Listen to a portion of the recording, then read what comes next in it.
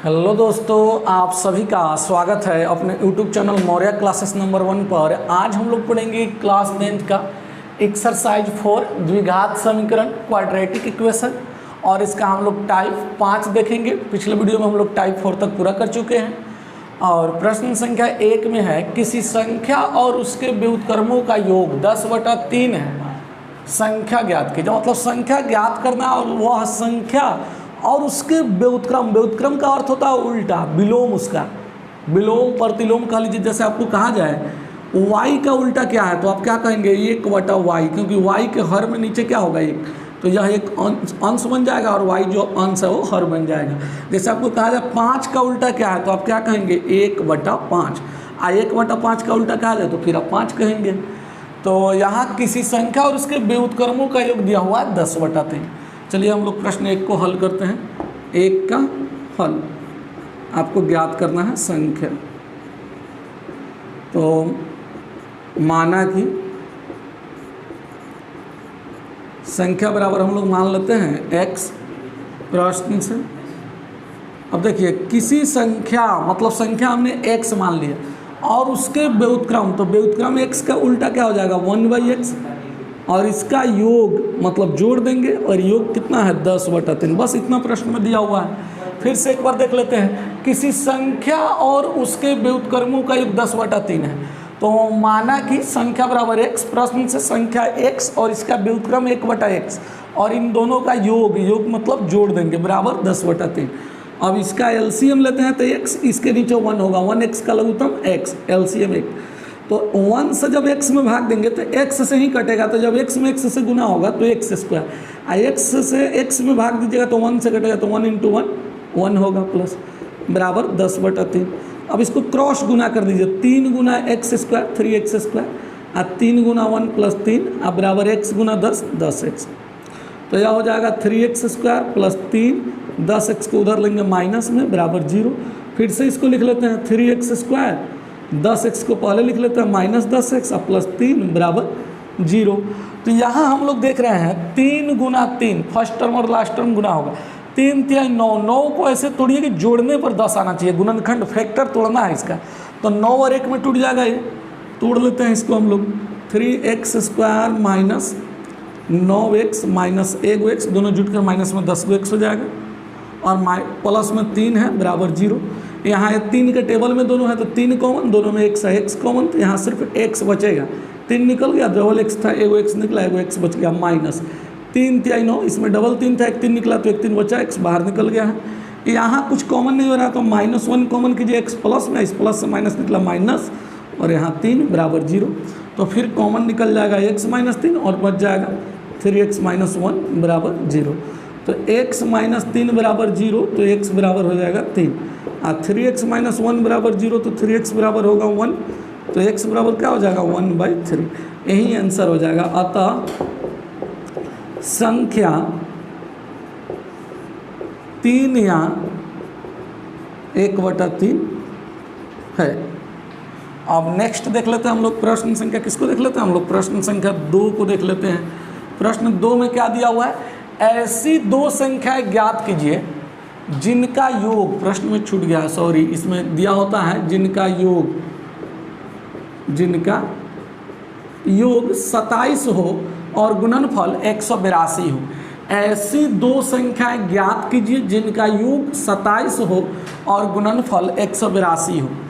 तो इसको हम लोग हल कर लेते हैं। 2 संख्या है, माना कि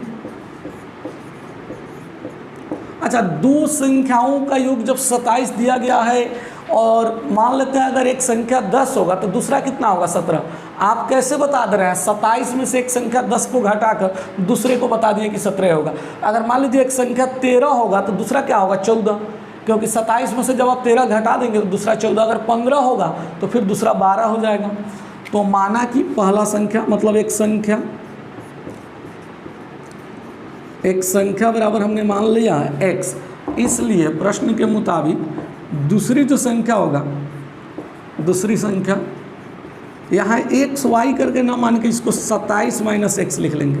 क्या लिख लेंगे 27। 2 संख्याओं का योग 27 है, एक संख्या घटा देंगे तो दूसरी प्राप्त हो जाएगा प्रश्न से।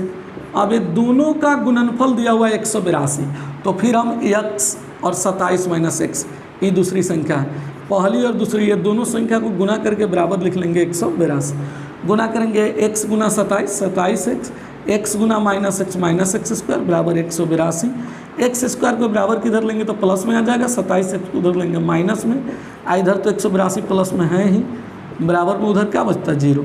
अब इसका 182 को ऐसे तोड़िए कि जोड़ने पर 27 हो, तो 13 गुना 14 182 होता है, x square minus 13x minus 14x plus 182 बराबर 0। कॉमन कीजिएगा यहाँ x, तो यहाँ x बचेगा माइनस 13, और यहाँ माइनस 14 कॉमन करते हैं तो x, प्लस में से माइनस निकालेंगे माइनस 14 से 182 13 बार में कटेगा बराबर 0। तो फिर इसके आगे अब ऊपर लिख लेते हैं हम यहाँ x, अच्छा x माइनस 13 दोनों में कॉमन है, तो x माइनस 13 कॉमन कीजिए, तो यहाँ फर्स्ट टर्म में क्या बच जाएगा x माइनस सेकेंड टर्म में बच जाएगा यहाँ 14 बराबर 0। तो अब x माइनस 13 बराबर यदि 0 करते हैं तो x बराबर 13 आ जाए, x माइनस 13 बराबर 0 किए तो x बराबर 13, और x माइनस 14 बराबर 0 करेंगे तो x बराबर 14 आ जाएगा। अतः संख्याएँ क्या होगा 13 और 14, अतः संख्याएँ 13 और 14 है।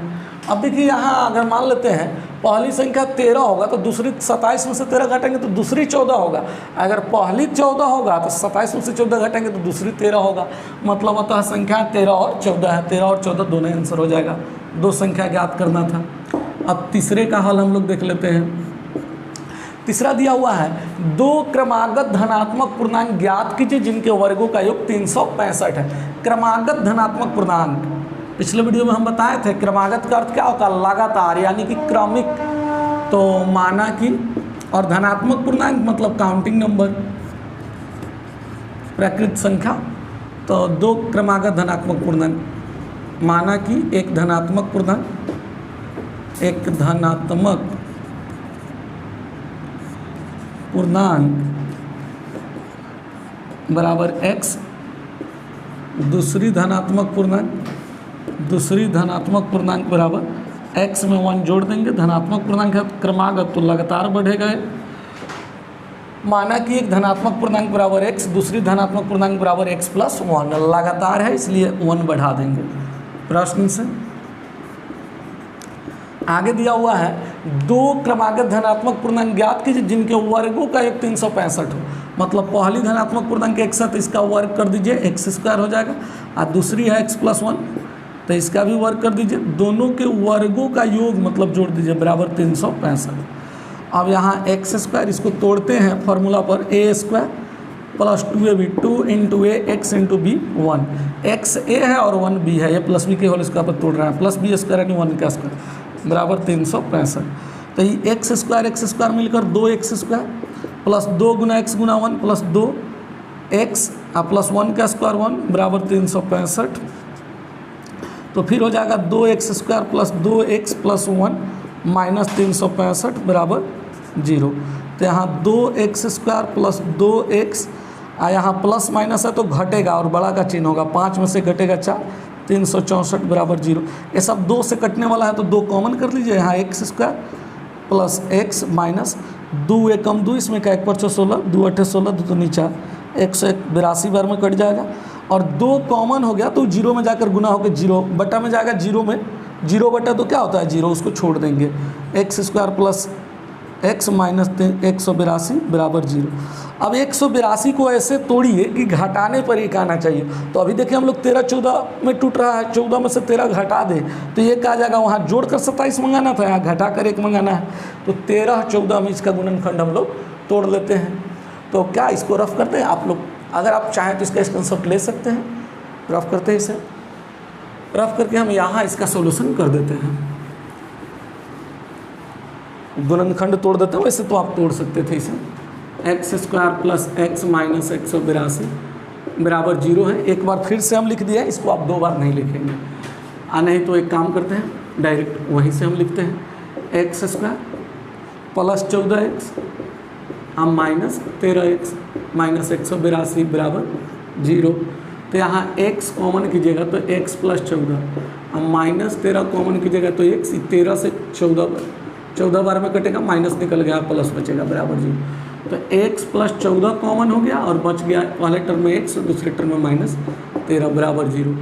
x प्लस 14 बराबर 0, तो x बराबर हो जाएगा माइनस 14, x माइनस 13 बराबर 0, तो x बराबर हो जाएगा 13। तो ये जो निगेटिव है धनात्मक पूर्णांक लेना है तो ये तो हम इसको नहीं ले सकते हैं, धनात्मक पूर्णांक यहाँ क्या हो गया 13। एक और हम लोग निकाल लेते हैं x प्लस 1 का वैल्यू, क्योंकि दूसरा धनात्मक पूर्णांक 13 प्लस 1 क्या आ जाएगा 14। तो यही आंसर हो गया इस प्रश्न का, पहला धनात्मक पूर्णांक 13 हो गया, दूसरा धनात्मक पूर्णांक 14 हो गया। आप लास्ट में चाहें तो इसके नीचे लिख सकते हैं अतः दी गई, अतः दो धनात्मक पूर्णांक क्रमशः, दो क्रमागत धनात्मक पूर्णांक क्रमशः 13 और 14। लास्ट में क्या लिख लेंगे, अतः दो क्रमागत धनात्मक पूर्णांक 13 और 14 है। तो आज का क्लास इतना ही पे समाप्त होता है।